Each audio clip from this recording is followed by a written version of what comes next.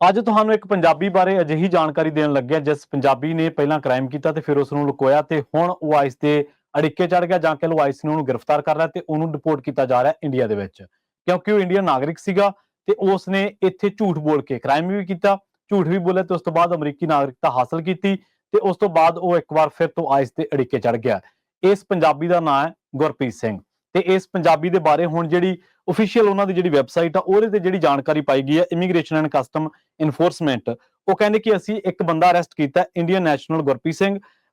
ਜਿਹੜਾ ਕਿ US citizen ਜਿਹਦੀ ਯੂਐਸ ਸਿਟੀਜ਼ਨਸ਼ਿਪ ਜਿਹਦੀ ਰਿਵੋਕ ਕਰ ਦਿੱਤੀ ਗਈ ਸੀ 2017 ਦੇ ਵਿੱਚ northern court district of New York court order ਦੇ ਉੱਤੇ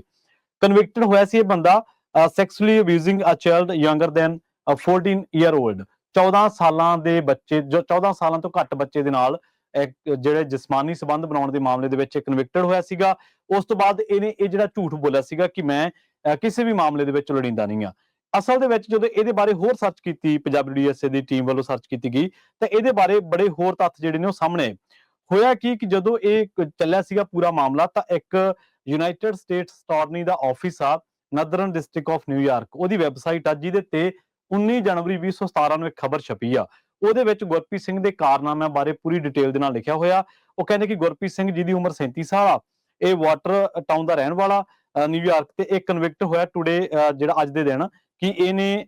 ਗਲਤ ਤਰੀਕੇ ਦੇ ਨਾਲ ਯੂਐਸ ਜਿਹੜੀ ਸਿਟੀਜ਼ਨਸ਼ਿਪ ਆ ਉਹ ਹਾਸਲ ਕੀਤੀ ਆ ਤੇ ਅਨਾਉਂਸਮੈਂਟ ਜਿਹੜੀ ਆ ਉਹ ਬਣਾਈ ਗਈ ਤੇ ਉਸ ਦੇ ਵਿੱਚ ਦੱਸਿਆ ਗਿਆ ਕਿ ਇਸ ਬੰਦੇ ਨੇ ਯੂਐਸ ਸੀਆਈਐਸ ਨੂੰ ਜਿਹੜਾ ਕਿ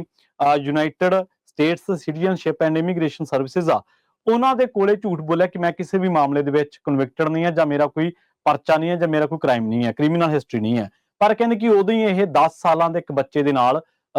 ਗਲਤ ਸਰੀਰਕ ਸੰਬੰਧ ਬਣਾਉਣ ਦੇ ਮਾਮਲੇ ਦੇ ਵਿੱਚ ਕਨਵਿਕਟਡ ਹੋਇਆ ਸੀਗਾ। ਸੋ ਉਸ ਤੋਂ ਬਾਅਦ ਇਹ ਕਹਿੰਦੇ ਕਿ ਇਹਨੇ ਸੇਮ ਟਾਈਮ ਉਹ ਜਦੋਂ ਇਹ ਸਿਟੀਜ਼ਨਸ਼ਿਪ ਦੇ ਲਈ ਅਪਲਾਈ ਕੀਤਾ ਸੀ ਉਦੋਂ ਕਨਵਿਕਟ ਹੋਇਆ ਸੀਗਾ।